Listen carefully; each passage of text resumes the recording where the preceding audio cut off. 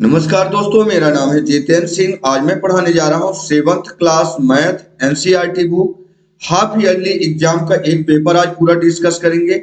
इसमें आपको 22 question total मिलेंगे और ये 2022 में एक विद्यालय का आया हुआ पूरा क्वेश्चन पेपर है। तो आपको इससे एक आइडिया मिल जाएगा कि हाफ ईयरली एग्जाम में पेपर आते किस तरीके से हैं, उनको सॉल्व किस तरीके से किया जाता है, ये सारे आपको आइडिया मिल जाएंगे। तो चलिए शुरू करते हैं वन बाय वन करके। यहाँ पर लिखा हुआ ऑल क्वेश्चन ऑल कंपलसरी, तो यहाँ सारे क्वेश्चन आपको कंपलसरी, सारे क्वेश्चन आपको करने हैं।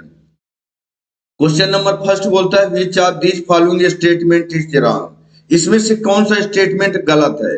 एक स्टेटमेंट गलत है। तो देखिए, when a positive integers and negative integers are added, जब हम पॉजिटिव और नेगेटिव इंटीजर्स ऐड करते हैं, we always get a negative, हमेशा निगेटिव मिलता है। तो ऐसा चेक कर लेते हैं क्या ऐसा होता है। ऐसे तो ये स्टेटमेंट आपका गलत है, तो आपका राइट आंसर इसका यही हो जाएगा। राइट आंसर कौन सा हो जाएगा? ये राइट आंसर हो जाएगा ए नंबर। अच्छा, क्यों हो जाएगा वो बताते हैं। बोला जा रहा है व्हेन ए पॉजिटिव इंटीजर्स, हमें ऐसा स्टेटमेंट देखना है कि जो रॉन्ग है, गलत है, फिट नहीं बैठ रहा है। व्हेन ए पॉजिटिव इंटीजर, जब हम positive integers and negative integers add करते हैं, जैसे मान लीजिए ऐड करेंगे तो मुझे क्या मिलेगा? Be always get A negative, हमें निगेटिव ही मिलेगा। मान लीजिए यहाँ पर हम माइनस का 8 लिए और प्लस का 3 लिए, इनको ऐड करेंगे तो माइनस का 5 आ जाएगा, माइनस का 5। लेकिन इसी की जगह में अगर हम प्लस का 8 लें और माइनस का 3 लें, इन दोनों को ऐड करेंगे तो हमें मिलेगा 5। तो ऑलवेज निगेटिव नहीं होगा, ऑलवेज निगेटिव नहीं होगा। या तो इसको 8 को इधर भी लिख सकते हो, जैसे 3 को माइनस कर दो, 3 माइनस और प्लस का 8, ऐसा कर दें, 8 प्लस कर दी। तो एक निगेटिव और एक पॉजिटिव इंटीजर्स हमने लिया, दोनों को ऐड किया तो हमें हमेशा निगेटिव नहीं मिल रहा, पॉजिटिव भी मिल रहा है। तो निगेटिव भी आ सकता है, पॉजिटिव भी आ सकता है, इसलिए स्टेटमेंट गलत हो जाएगा। तो हमने इसको प्रूफ करके दिखा दिया। आगे बढ़ते हैं क्वेश्चन नंबर 2 में। Which of the following is true, इनमें से कौन सा सत्य है? तो कोई भी एक सत्य होगा, तो चलो वन बाय वन करके देखते हैं। इसमें ग्रेटर इधर वाले को दिखाया है और इधर वाले को स्मॉलर, तो इनको देख लेते हैं क्या ग्रेटर है। 8 + 4 12 हो जाएगा, लेकिन माइनस का। और इधर होगा 8 ये वाला हो जाएगा, माइनस का 8 है, माइनस का 8, और ये माइनस माइनस प्लस हो जाएंगे, यानी प्लस का 4 है, तो यहाँ माइनस का 4 बचेगा, माइनस का 4। तो ग्रेटर इसमें कौन सा हो जाएगा? ग्रेटर ये वाला होगा, माइनस का 4।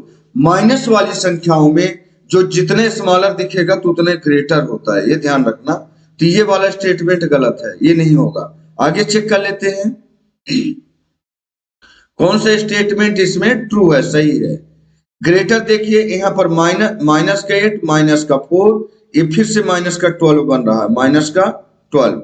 लेकिन इस बार इसको देखिए, ये ग्रेटर बताया गया है कौन सा? माइनस का 8, और इस सेम स्टेटमेंट लिख दिया गया है, तो यहाँ पर आ जाएगा माइनस का 4, क्योंकि ये माइनस माइनस प्लस का हो जाएगा, प्लस का 4 बन जाएगा, इसलिए। तो प्लस का 4 ये ग्रेटर है, और ये स्टेटमेंट एकदम सही है, मतलब B number is right answer. अच्छा, बाकी को चेक करने की जरूरत नहीं, क्योंकि एक ही सही होगा। यहाँ भी इक्वल दिया है सेम स्टेटमेंट को, तो इक्वल तो कोई मतलब ही नन ऑफ दीज नहीं, बी नंबर आपका राइट आंसर हो जाएगा। आगे देखते हैं, the product of 3 negative integers is always. देखो, 3 नेगेटिव इंटीजर्स को अगर आप प्रोडक्ट मतलब मल्टीप्लाई करोगे तो नेगेटिव इंटीजर्स आएगा, ए नेगेटिव इंटीजर्स।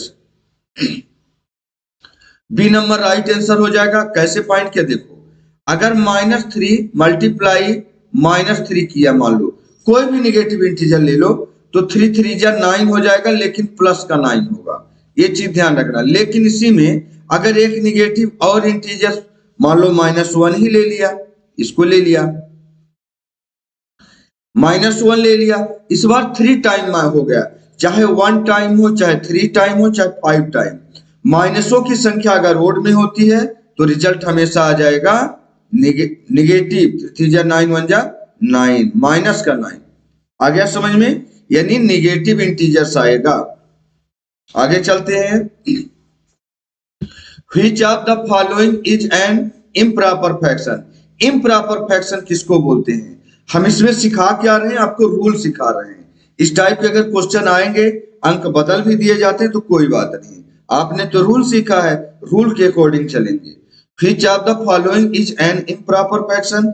improper किसको बोलते हैं? जिसका न्यूमरेटर ग्रेटर हो, डिनोमिनेटर स्मॉलर हो, वो इम्प्रॉपर होता है। देखो ये भी आपका प्रॉपर फ्रैक्शन है। कौन सा प्रॉपर? वन आपका स्मॉलर है, टू ग्रेटर है। प्रॉपर टू स्मॉलर है, थ्री ग्रेटर। सभी में डिनोमिनेटर ग्रेटर है, ये सारे प्रॉपर फ्रैक्शन है। तो इम्प्रॉपर कौन सा है? ये देखो 73 और डिवाइड बाई में 10, मतलब न्यूमरेटर ग्रेटर नहीं होना चाहिए। ये जब इम्प्रॉपर फ्रैक्शन टूटता है, ये बन जाता है मिक्स फ्रैक्शन। आया समझ में? तो अब मिक्स फ्रैक्शन को अगर फ्रैक्शन में चेंज करोगे तो इम्प्रॉपर बनेगा। ठीक है, तो आपका डी नंबर राइट आंसर हो जाएगा। आगे बढ़ते हैं। Which of the following is not an equivalent fraction? मतलब ये जितने फ्रैक्शन दिए गए हैं सारे इक्विवेलेंट हैं, लेकिन कोई भी एक इसमें इक्विवेलेंट नहीं है। तो ऐसा करेंगे कि सबको काट काट के देख लेंगे। जैसे अगर मान लो यहाँ पर 6/10 लिखा हुआ है, इसके लोवेस्ट फॉर्म में चेंज कर लो, मतलब कटेगा तो काटो, 2 से कटेगा, 2 3 जा 2 5 जा, यानी 3/5 आया, इक्वल आया। बी नंबर 9/15 है ना, इसको भी काटो, 3 3 जा 9, 3 5 जा 15, ये भी 3/5 है। अगले वाले को देखो 12/20 है, 12/20 लोवेस्ट फॉर्म में चेंज करो तो ये 4 से कट जाएगा, 4 3 जा 12, 4 5 जा 20, 3/5। तो इसका मतलब ये लास्ट वाला बचा, तो ये हो सकता है 15/24। काटो, ये किससे कटेगा? 3 5 जा 15, 3 8 जा 24, ये 5/8 आया और सबसे लोवेस्ट है, तो ये इक्विवेलेंट नहीं है। बाकी सारे 3/5 आया, तो आपका आंसर आ गया डी। बहुत ही इजी क्वेश्चन आए हैं, बहुत ही इजी, सिर्फ आपको रूल समझना है बस। हम आपको रूल समझाने की कोशिश कर रहे हैं। अगर आप रूल समझ गए तो किसी भी विद्यालय में ऐसे क्वेश्चन आएंगे तो आप कर पाओगे। यहां देखिए 1 - 1/5 इक्वल टू किसके होगा? एक्चुअली में इस ब्रैकेट को देख के मत घबराना, अगर ये ब्रैकेट ना भी होता तो कोई बात नहीं, ये ऐसे लिखा 1 - 1/5। ब्रैकेट लगा भी सकते हो, ना भी लगाओगे तो कोई बात नहीं, मतलब 1 में माइनस किया जा रहा 1/5।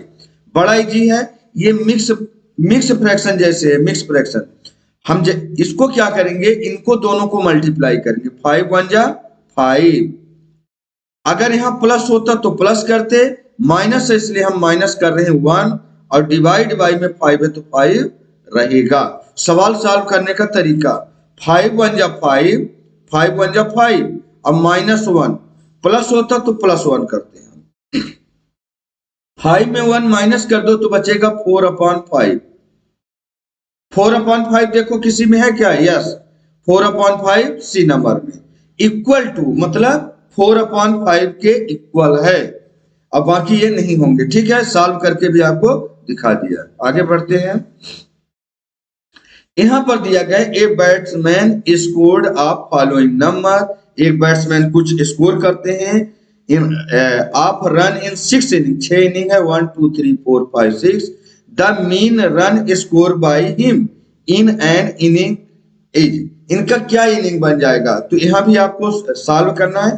देखो, मीन निकालने के एक फार्मूला होता है sum of observation divided by mean number of observation. क्योंकि आपको ट्रिक करनी है तो आपको सॉल्व ज्यादा करने की जरूरत नहीं है आगे, और आपको इसको फार्मूला लिखकर दिखा देंगे। यहाँ आप इन सभी नंबरों को जल्दी से जोड़ो, ऐड करो, और जितने नंबर है उतने नंबर से आप डिवाइड कर दो। और अगर फार्मूला लिखना है तो फार्मूला भी लिख देते हैं। यहाँ फार्मूला लिख देते हैं, mean equal to sum of all observation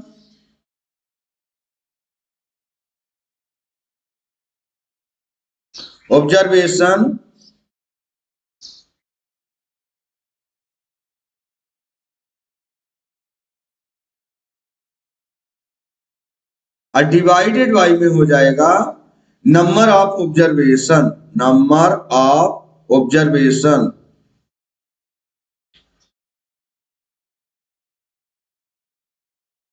number of observation, ठीक है।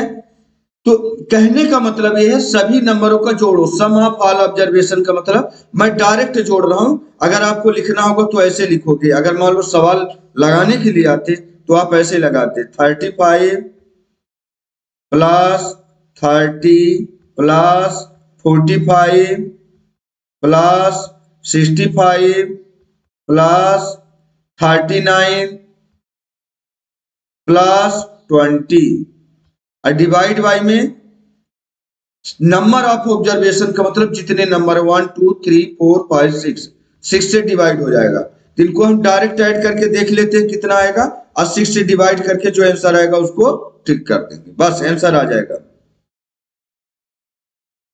35 30 45 65 39 और 20 ऐड कर लीजिए जल्दी से। ऐड करेंगे 5 5 10 10 5 5 15 और 15 प्लस 9 24 की 4 कैरी आया 2। यहाँ पर देखिए 3 3 6 6 प्लस 4 10 10 और प्लस 6 16 और 16 प्लस 3 19 19 प्लस 2 21 और ये वाला 2 21 से 2 23 234 आया। अच्छा ये जो 234 आया देख लेना, ऐड कर लेना प्रॉपर और इसको 6 से डिवाइड कर दीजिए क्योंकि डिनोमिनेटर में 6 है। 6 3 जा 18, 6 3 जा 18 बचेगा, सब्ट्रैक्ट करोगे कितना आ जाएगा, ये 13 बनेगा, 13 में 8 जाएगा, 5 आ जाएगा यहाँ पर, ये 4, 6 9 जा 54, ये पूरा टर्मिनेट हो गया। 39 ऑप्शन में है, यस ए नंबर में आपका राइट ऑप्शन है। आपको यहाँ पूरा लिखने की ऐसे जरूरत नहीं थी, सीधे ऐसे आप ऐड करते और 6 से डिवाइड कर देते बस। ये आपको फार्मूला इसलिए बताया हूं कि अगर सवाल आएंगे तो कैसे सॉल्व करोगे। आपका 39 यहाँ पर आंसर आ जाएगा। यहाँ पर आ रहा है range of the weight of the student of A class given below. यहाँ पर रेंज दिया गया है, इनका रेंज बताना है। ये सभी के वजन दिए गए हैं, इनका रेंज आपको बताना है, ठीक है। रेंज बताना बहुत आसान है। रेंज का फार्मूला होता है सबसे बड़ा नंबर हाईएस्ट माइनस लोवेस्ट कर दो, रेंज आ जाएगा। किसी भी डाटा का रेंज निकालना हो, रेंज इक्वल टू होता है, आपको लिखने की जरूरत नहीं है। बड़े वाले नंबर में, ग्रेटर नंबर में स्मॉलर नंबर जो सबसे स्मॉलर होगा उसको माइनस करके टिक कर देना। लेकिन अगर लगाने की बात आ जाए तो range equal to highest minus lowest, इसको कर देना, आपका रेंज आ जाएगा। सबसे बड़ा नंबर इसमें देखो कौन सा है, 60 है क्या, 60 से बड़ा और कोई है क्या, नहीं। तो सबसे ग्रेटर नंबर हाईएस्ट है 60। आपके और भी कुछ अगर ग्रेटर स्मॉलर होते तो आप कर लेना, 60 है, 47 50 ये, या तो इनको रीअरेंज करके देख लो कि कौन बड़ा है कौन सा छोटा है, ग्रेटर और स्मॉलर। 59 कोई भी 60 से ग्रेटर नहीं है। अच्छा सबसे स्मॉलर कौन है देखो, 49 यहाँ पर स्मॉलर दिख रहा है 40। अच्छा 49 से स्मॉलर 47 भी है, इसको हटा देते हैं। 47 यहाँ 2 बार है, 59। अच्छा इससे 47 से भी स्मॉलर है, देखो यहाँ पर 45, तो ये 45 को हम ले लेते हैं, सबसे स्मॉलर है 45। दोबारा एक बार चेक कर लो, 60 से ग्रेटर नंबर कोई भी नहीं है, अब 45 से स्मॉलर कोई नंबर नहीं, सबसे स्मॉलर 45 है। इन दोनों को माइनस कर दो ऐसे, 65 माइनस 45, सॉरी 60 है यहाँ पर, 60 माइनस 45, 10 में से 5 जाएगा 5 बचेगा, और ये 6 की जगह 5 बचा, 5 में से 4 जाएगा 1 बचा, यानी इसका रेंज निकल के आ जाएगा 15 आपका रेंज हो गया। बहुत इजी सवाल था, छोटे छोटे एकदम है। आगे बढ़ते हैं, यहाँ पूछा जा रहा है right the following statement in the form of an equation, एक स्टेटमेंट यहाँ पर बहुत सारे दिए, ये वाला स्टेटमेंट दिया गया है, ये इसको इक्वेशन के फॉर्म में लिख दो। लिखा है sum of 3 time x, 3 time x का मतलब 3x। सम का मतलब होता है जोड़ना, सम का मतलब क्या होता है जोड़ना। Sum of 3 time x, add करना, प्लस करना, ठीक है। Sum of 3 time x, 3 time x plus कर दो किसमें, 10 में, तो हमें मिल जाएगा, क्या मिलेगा, 13 मिलेगा। देखो स्टेटमेंट है क्या, 3x plus 10, 3x plus 10 equal to 13। A number आपका राइट आंसर हो जाएगा। आगे बढ़ते हैं 10 में, the measure of the complement of the angle 30 degree. 30 degree का कंप्लीमेंट क्या होगा, कंप्लीमेंट वो ऐसे एंगल होते हैं जिनका दो एंगलों का सम 90 डिग्री होता है, कंप्लीमेंट होगा। और सप्लीमेंट्री होता है दो एंगलों का सम 180 डिग्री होगा।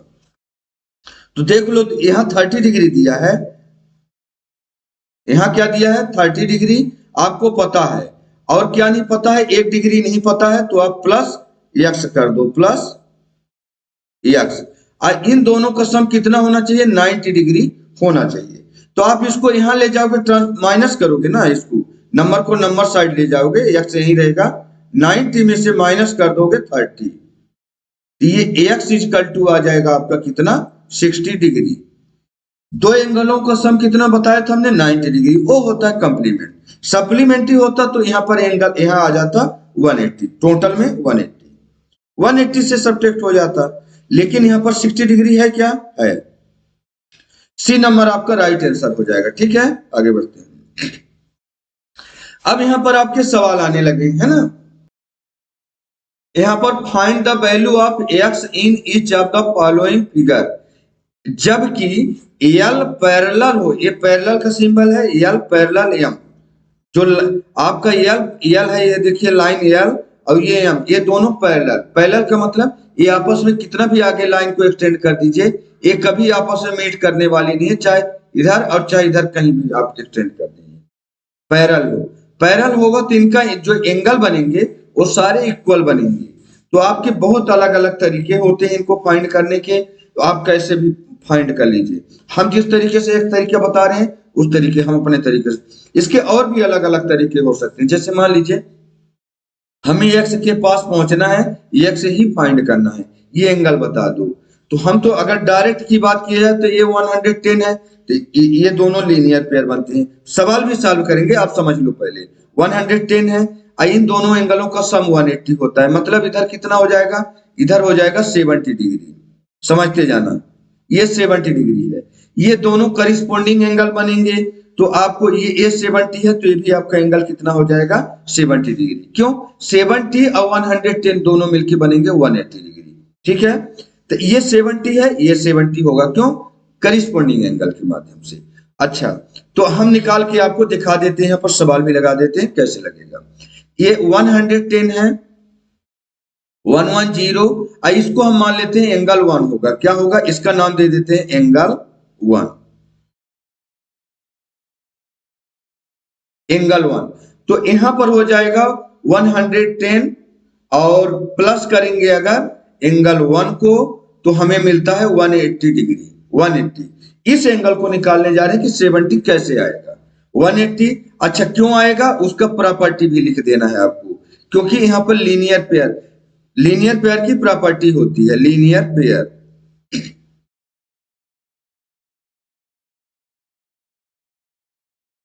लीनियर पेयर, ठीक है, तो एक ये प्रॉपर्टी होती है। अच्छा, लीनियर पेयर के माध्यम से हमने बना लिया। अब इस एंगल 1 को हम यही रहने देंगे, एंगल 1 इज इक्वल टू 180 पहले से लिखा है। ये वाला जो ट्रांसफर होगा 110, ये यहाँ प्लस का इधर जाएगा तो माइनस का हो जाएगा 110। अच्छा, यहाँ पर एंगल 1 इज इक्वल टू आ जाएगा, एंगल 1 इज इक्वल टू हो जाएगा आपका कितना डिग्री, 180 में 110 माइनस करोगे तो आपको मिल जाता है 70 डिग्री, बस। तो ये 70 डिग्री आ गया। अच्छा, इसके माध्यम से ये 70 कैसे होगा, बस ये देख लेते हैं। तो 70 इज इक्वल टू होता है x के बराबर, ये दोनों इक्वल होते हैं, क्यों होते हैं वो बता देते हैं, वो प्रॉपर्टी में सेट कर देंगे। ये आंसर तो आपका ये आ चुका है, लेकिन ये आपका आंसर है ही नहीं है, तो पूछा नहीं गया, बस इसके माध्यम से हम x तक पहुंचना चाहते हैं। तो एंगल 1 या 70 डिग्री इजिकल टू होता है x के, इजिकल टू होता है x के, x इजिकल टू होगा कितने के, 70 डिग्री के। समझ में आ रही बात? ये 70 डिग्री हमने 70 निकाल लिया लीनियर पेयर के माध्यम से, और 70 डिग्री बराबर होगा x के, और x बराबर हो जाएगा 70 डिग्री की। अच्छा, ये आपका आंसर आ चुका है। यहां पर आपको प्रॉपर्टी क्या मेंशन करनी है, प्रॉपर्टी लगानी है ये करिस्पोंडिंग एंगल आर इक्वल। ठीक है, करिस्पोंडिंग एंगल जब लाइन पैरेलल होती है तब। यहां लिख दीजिए प्रॉपर्टी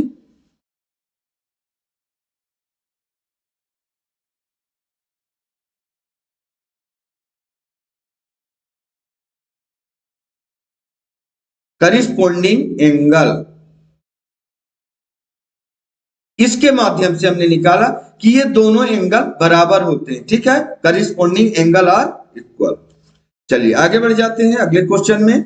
इसको सिंपलीफाई करना है, मतलब सॉल्व करना है। तो इसका मतलब इसको पहले सॉल्व कर लेते हैं और इसमें से ये वाला माइनस हो जाएगा। तो बहुत ही सवाल है, आप देखते हैं कैसे। इसको ब्रैकेट को देख के मत घबराना कि ब्रैकेट क्या है, तो आप इसको डायरेक्ट भी लिख सकते हो ऐसे, -5 इंटू 2/15 ऐसे लिख देते हैं। बहुत ही सवाल है। तो देखिए यहां पर हो जाएगा 5 से 15 कट रहा है, न्यूमरेटर हो गया, डिनोमिनेटर हो गया। 5 1 जा 5, लेकिन माइनस बाकी है। 5 1 जा 5, अब 5 3 जा 15, ये हो गया कितना, और यहां पर हो जाएगा माइनस, ये माइनस लगा हुआ है, ध्यान रखना। 2 1 जा 2, माइनस का 2 अपान में 3 है तो 3 रहेगा। अच्छा, ये तो आपने काट लिया। इसको भी देखो, ये कैसे लिखा हुआ है, माइनस, इस ब्रैकेट को लगा लेते हैं अपन, माइनस का 6 है, माइनस का 6 मल्टीप्लाई में हो जाएगा आपके 2/9। यहां पर अब इसको, इस ब्रैकेट को नहीं लगा रहे हैं, 2/9, इसको हम ऐसे सॉल्व कर लेते हैं। क्या कटेगा तो काट लो, कटेगा तो काट लो। तो ये हो जाएगा, यहां पर 3 से कट जाएगा, 3 2 जा 6, लेकिन ये माइनस बाकी है, ये माइनस नहीं कटा है। 3 2 जा 6 और 3 3 जा 9, मतलब इस ब्रैकेट के अंदर आपका बचेगा कितना, माइनस, ये ब्रैकेट आपका ओपन हो गया, 2 2 जा 4, 2 2 जा 4, तो ये माइनस का 4 हो जाएगा, माइनस का 4 अपान में 3 है तो 3 रहेगा। अब ये माइनस है, इस ब्रैकेट को मैं क्लोज कर देता हूं। देखिए एक माइनस आपके ये ब्रैकेट से बाहर माइनस है और एक ब्रैकेट के अंदर माइनस है। जब ऐसे मल्टीप्लाई होते हैं तो माइनस माइनस प्लस हो जाता है, ये चीज को आपको ध्यान रखना है। तो माइनस का 2/3 तो यही रहेगा सेम, लेकिन ये अगर ये माइनस ना होता, मान लो ये माइनस ना होता, तो ये आपका माइनस का 4/3 ही रहता, लेकिन इस जगह पर माइनस होने की वजह से ये माइनस मल्टीप्लाई में प्लस हो जाते हैं। ये प्लस का 4/3 हो जाएगा, प्लस का 4/3, माइनस माइनस प्लस हो गए। ठीक, ये ब्रैकेट आपका अब टूट चुका है। अच्छा, अब देखो दोनों को डिनोमिनेटर सेम है, दोनों का डिनोमिनेटर सेम है, तो इनका एलसीएम लोगे तो आपको मिल जाता है 3, और 3 का एलसीएम 3 होगा। 3 का टेबल पढ़ोगे 3 के लिए तो 1 मिलेगा, 1 का टेबल 2 के लिए पढ़ोगे तो माइनस का 2 ही मिलेगा, प्लस 3 का टेबल आप 3 के लिए पढ़ोगे तो 1 मिलेगा, 3 1 जा 1 का 4 से पढ़ोगे तो 4 मिलेगा।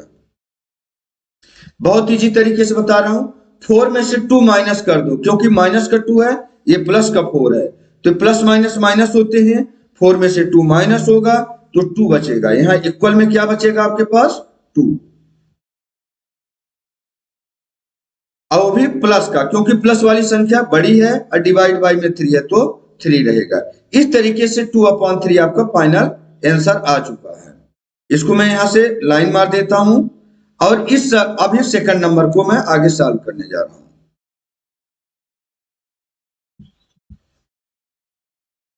सेकंड नंबर को यहां से सॉल्व कर लेते हैं।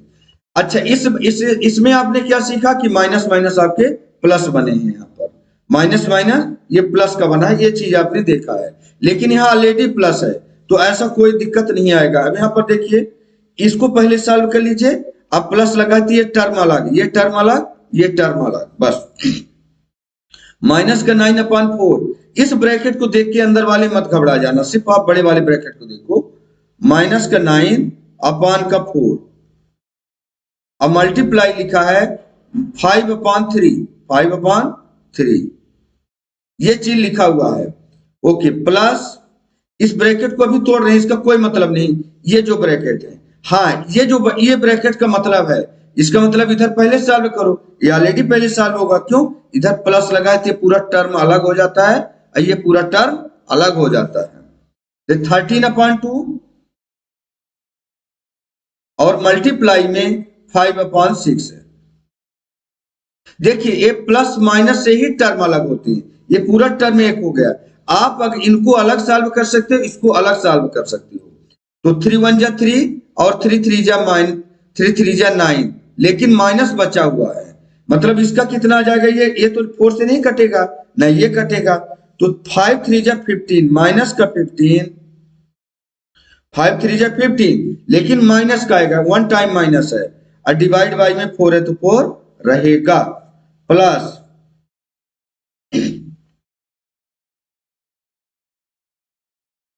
इसको देखते हैं, ये क्या कुछ कटेगा, तो एक कोई दोनों में से कोई भी कटने वाला नहीं दिख रहा मुझे, ना तो 6 से 13 कटेगा, ना 5, ना तो 2 से 5 कटेगा, ना 13, तो कोई बात नहीं है। ऊपर ऊपर मल्टीप्लाई कर दें, 13 टू 5 जा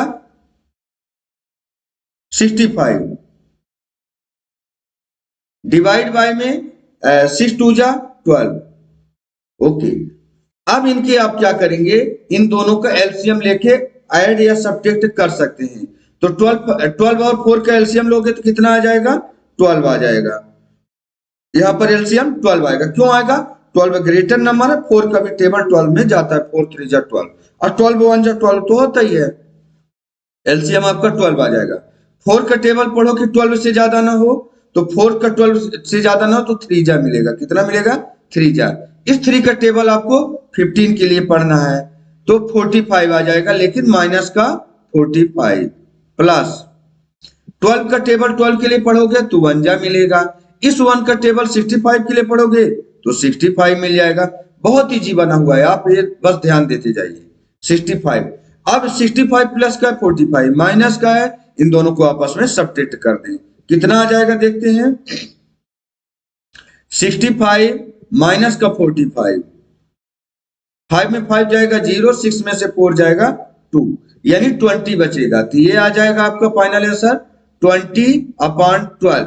हाँ, ये फाइनल आंसर है, अगर कटता है तो काटो, लोवेस्ट टर्म में चेंज करना है, और साथ में मिक्स फ्रैक्शन में भी आपको बनाना पड़ेगा, अगर न्यूमरेटर ग्रेटर रहेगा तो ऐसे तो आंसर आ चुका है, ये जुड़ घट चुके हैं, जो करना हो गया, लेकिन ये कटेगा 4 से, 4 5 जा 20, अब 4 3 जा 12, 5/3, ये भी आंसर था, 5/3 लोवेस्ट टर्म में चेंज कर दिया। और इस बार आप देख रहे हैं कि न्यूमरेटर ग्रेटर है, न्यूमरेटर ग्रेटर नहीं चाहिए, मिक्स फ्रैक्शन में चेंज होगा, तो ये 3 1 जा 3, एक बार टेबल चला जाएगा, 3 1 जा 3, 3 कट जाएगा तो इसमें 2 बचेगा, ये न्यूमरेटर में जाएगा, और 3 डिनोमिनेटर, जिससे आप टेबल पढ़ रहे हो तो 3 डिनोमिनेटर में रहेगा। आगे बढ़ते हैं, क्वेश्चन नंबर 13, यहाँ पर दो आपके दिए गए हैं, दोनों एंगल को आपको देखिए, दोनों में सेम क्वेश्चन है, मतलब इंटीरियर एंगल का एक एक्स वैल्यू गायब है, इसका भी इंटीरियर एंगल का गायब है। एक फार्मूला लगाएंगे और दोनों को जल्दी जल्दी सॉल्व करके आपको दिखा देते हैं। फार्मूला क्या होता है इसका, कि sum of interior opposite angle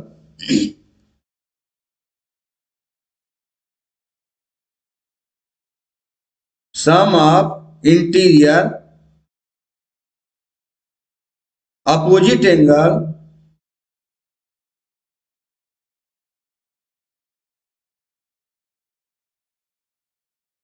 is equal to हो जाएगा एक्सटीरियर एंगल के, मतलब ये बाहर वाले एंगल के,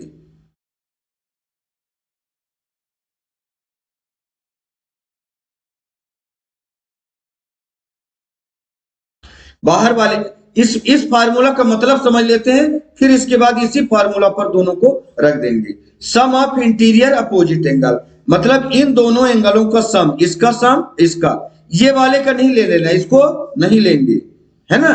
तो किसको लेंगे? सम ऑफ इंटीरियर, अंदर वाले का अपोजिट एंगल, मतलब इस एंगल का जो अपोजिट में होगा, ये वाला नहीं, इन दोनों एंगल को अपोजिट एंगल इक्वल हो जाएगा एक्सटीरियर एंगल के, ये मतलब ये दोनों को जोड़ेंगे तो 115 डिग्री आएगा। आ गया समझ में? तो अब चलो फर्स्ट वाला ले लेते हैं, सबसे पहले इसी फार्मूला में रख देंगे। तो यहां पर 50 प्लस एक्स इजकल टू 115, समझ गए ना। इन दोनों एंगलों को जोड़ेंगे तो 115 के बराबर होता है, ये फार्मूला के थ्रू आपको बता दिया गया। एक्स को आप यहीं छोड़ दो, नंबर को नंबर साइड भेज दो, मतलब 115 माइनस का 50 घटा दो 115 माइनस का 50, 5 में से 0 जाएगा तो 5 ही रहेगा। अच्छा, ये 11 में से 5 जाएगा तो 6 बचेगा, तो यहां आ जाएगा x इक्वल टू 65 डिग्री। आप सब्ट्रैक्ट करके देख लेना, यहां डिग्री लिखा हुआ है, डिग्री बस। अच्छा, अब इसी का क्वेश्चन नंबर 2 इसी में देख लेते हैं। फार्मूला हमारा यही रहेगा, फार्मूला नहीं चेंज होने वाला है।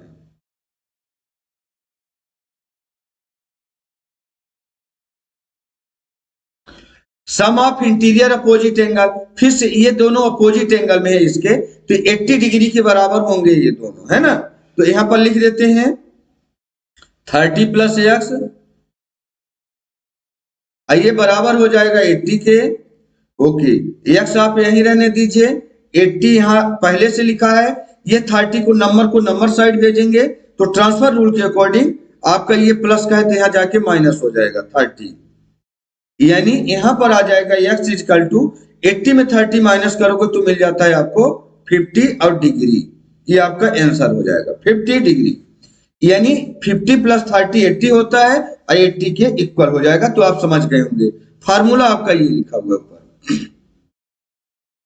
यहां पर 40 क्वेश्चन नंबर 14 बोलता है, यहां पर the teacher tells the class that the highest mark obtained by the student in her class is twice the lowest mark plus 7, the highest score is 87, what is the lowest score। इसका एक ये statement दिया है, इसका एक equation बनाओ और उसको अगर सॉल्व करना है तो सॉल्व कर दो उसको, बस लोएस्ट स्कोर आपको बताना है, लेकिन पहले आप ये बनाओगे, इक्वेशन बनाओगे। The teacher tells the class, teacher class को बताते हैं, क्या बताते हैं? What the highest mark obtained, highest mark आपको बताना है कि क्या मिले होंगे, प्राप्त किए होंगे बाय द स्टूडेंट, छात्रों के द्वारा, इन हर क्लास, उनकी क्लास में, is twice the lowest mark, lowest mark तो दिया ही नहीं है तो हम क्या जानेंगे, और लोवेस्ट मार्क ही पूछा, what is the lowest mark, हम लोवेस्ट मार्क एक्स मान लेते हैं। Let the lowest mark be x, lowest mark हमारा एक्स होगा, तो हाईएस्ट मार्क क्या हो जाएगा?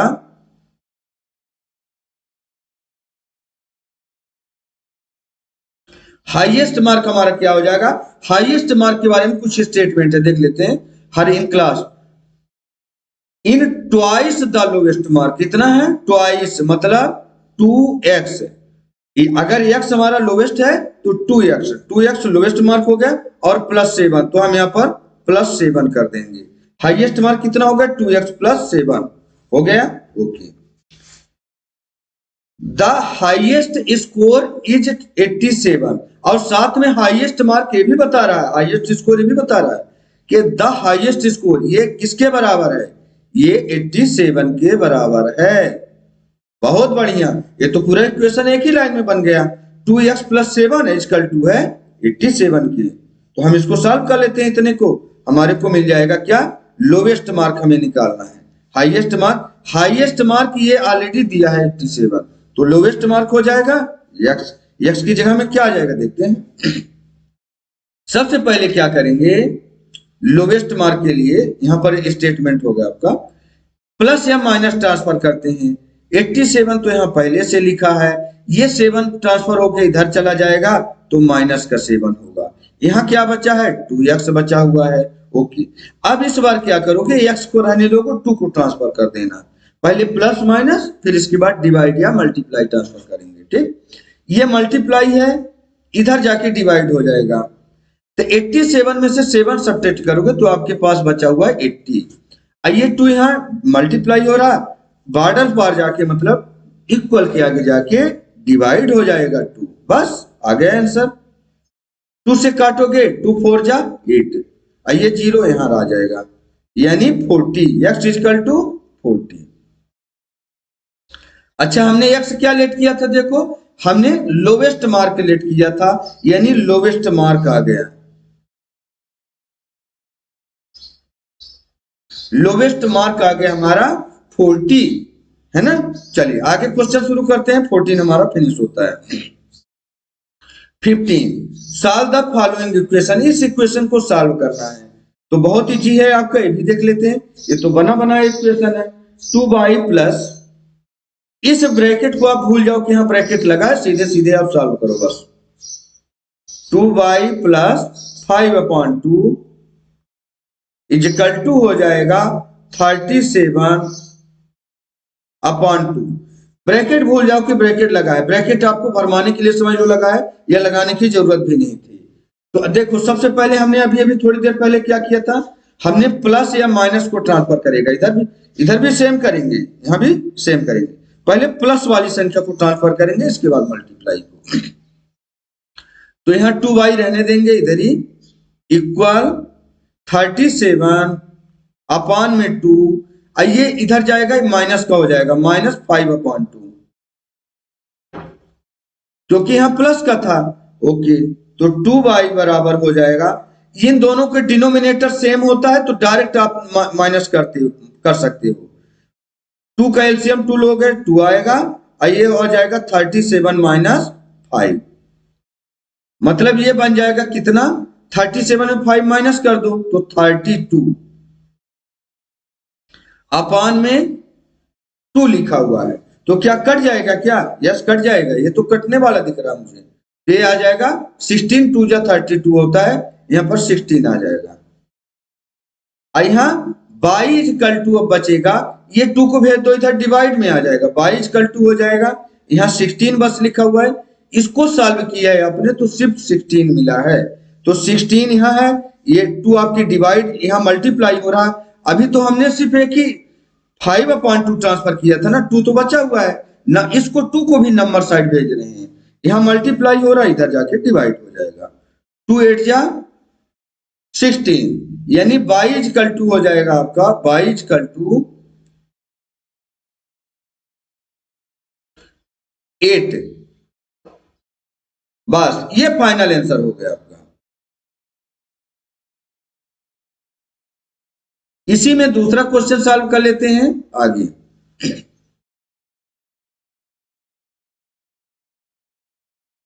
अगले वाले को, ये भी बहुत इजी है, देखो इसमें कोई ब्रैकेट नहीं है, तो आप तो और ज्यादा नहीं घबराओगे, बहुत इजी है। तो यहां लिखा 5t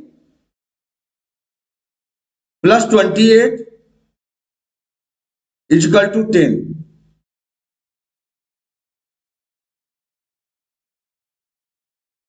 हम सबसे पहले क्या सीखा है, प्लस या माइनस को ट्रांसफर करना, तो यहां पर हमारा 5t इधर ही रहने दो, 10 पहले से लिखा है, ये 28 जाएगा तो माइनस का 28 हो जाएगा, ठीक है।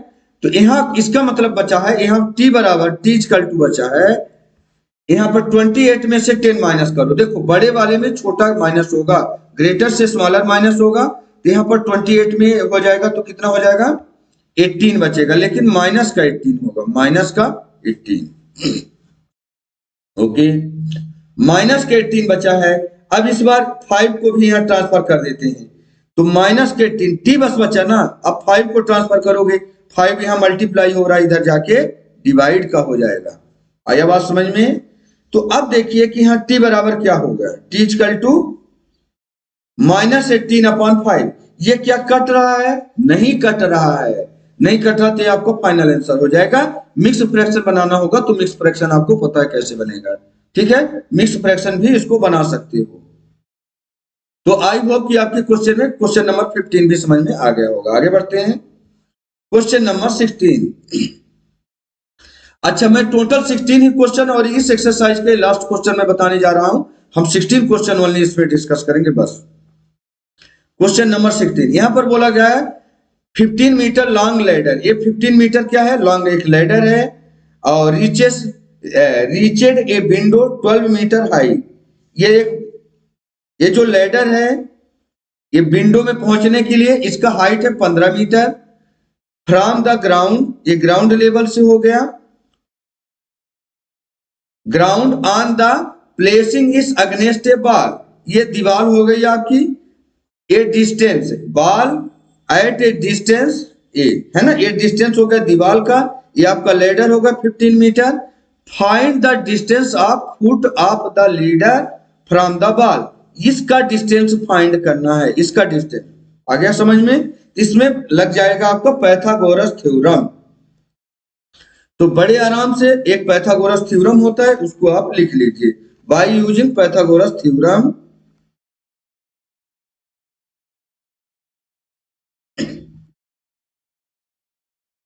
इसमें पाइथागोरस, क्योंकि ये राइट एंगल बना है, यहाँ पर आप देख रहे हैं ना राइट एंगल, तो अगर ये आपका परपेंडिकुलर हो जाएगा, बेस हो जाएगा, हाइपोटेनस हो जाएगा। इसमें तीन चीजें होती हैं, तीन में से दो गिवन होती है और एक चीज आपको एक कोई भी निकालना होता है। चाहे हाइपोटेनस ना दिया हो तो ये दोनों दिए रहेंगे, ये दोनों मान, इन दोनों में जैसे इस बार बेस नहीं दिया है तो आपको बेस निकालना है बस, by using Pythagoras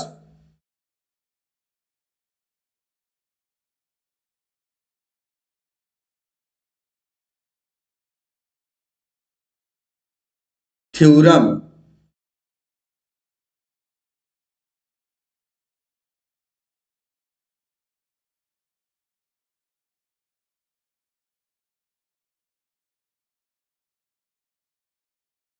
by using Pythagoras theorem, इसके थ्रू हम आपको निकालेंगे। इसमें इसको थोड़ा मैं नीचे कर देता हूं,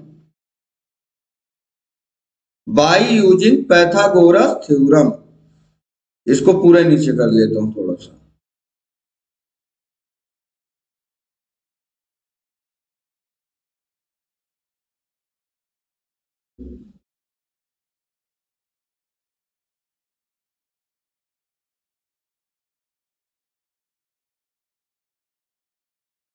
इसमें इसमें क्या होता है, पाइथागोरस थ्योरम होता क्या है, हाइपोटेनस का स्क्वायर इक्वल होता है, इसको बोलते हैं परपेंडिकुलर, तो परपेंडिकुलर का स्क्वायर और प्लस हो जाता है, इसको बोलते हैं बेस, बेस के स्क्वायर के बराबर। इनका सबका इनका होता है, देखो इसका स्क्वायर प्लस इसका स्क्वायर इक्वल होता है हाइपोटेनस के स्क्वायर के बराबर। जो जो डाटा गिवन है उसको कर लो जल्दी से। तो ये आपको पता है 15 मीटर है, हाइपोटेनस पता है तो 15 का स्क्वायर, परपेंडिकुलर पता है 12 का स्क्वायर, बेस पता है क्या, बेस आपको नहीं पता, या इसको ए लेट कर लो, ए भी लेट कर लो, कोई नहीं, ए को हमने बेस माना है तो बेस रहने दो, कोई बात नहीं। बेस का स्क्वायर, आइए बेस आपको निकालने जा रहे हैं, ये चीज क्वेश्चन में पूछा गया है। तो यहाँ 15 का स्क्वायर करोगे 225 आ जाएगा, मतलब 15 इंटू 15 आप करके देख लेना, 225 आएगा, इजकल टू 12 का करोगे तो 144 आ जाएगा, प्लस बी का स्क्वायर, बी का स्क्वायर तो बेस तो निकाल ही रहे हैं, नहीं पता तो यहां लिख दो बेस का स्क्वायर। अच्छा, यहां पर बेस निकालने के लिए देखो ये आपका नंबर को नंबर साइड भेज दो, पहला काम तो ये करो, पहला काम नंबर को नंबर साइड भेज दो। तो यहां पर बचा है 225, ये इधर आएगा तो माइनस को 144 हो जाएगा, 144, और इधर बच जाएगा इक्वल, की इधर बचेगा बेस का स्क्वायर, ये चीज बचेगा। ओके, 225 में आप 144 माइनस कर दीजिए, 144 कितना बचेगा, 5 में 4 जाएगा तो 1, और यहां पर ये 12 बन जाएगा। 12 में से नहीं, अब हाँ 12 बनेगा। 12 क्योंकि 2 में 4 सब्ट्रैक्ट होगा नहीं, 12 बनेगा। और 12 में से 4 जाएगा तो बचेगा 8। यानी ये, अच्छा ये तो 1 बचा, 1 में 1 जाएगा तो कुछ भी नहीं। यानी यहां पर बचा 81 इज इक्वल टू बेस का स्क्वायर, बेस का स्क्वायर, ये चीज बचा है। अच्छा 81 देखो यहाँ, लेकिन यहाँ बेस में स्क्वायर लगा है, स्क्वायर यहाँ कटेगा तो यहाँ रूट लगेगा। अच्छा 9 इंटू 9 होता है, इसको मैं आपको डायरेक्ट बता रहा हूं यहाँ पर, इसको रूट के अंदर आप इसको लिख सकते हो 9 इंटू 9, 9 इंटू 9, एक इक्वल टू बेस हो जाएगा। अच्छा इन दोनों का पेयर बन के एक पेयर बाहर आ जाएगा, 9 इक्वल टू हो जाएगा बेस। मैं इसको आगे लिख देता हूं, यहां पर जगह नहीं है, थोड़ा कम पड़ रहा है।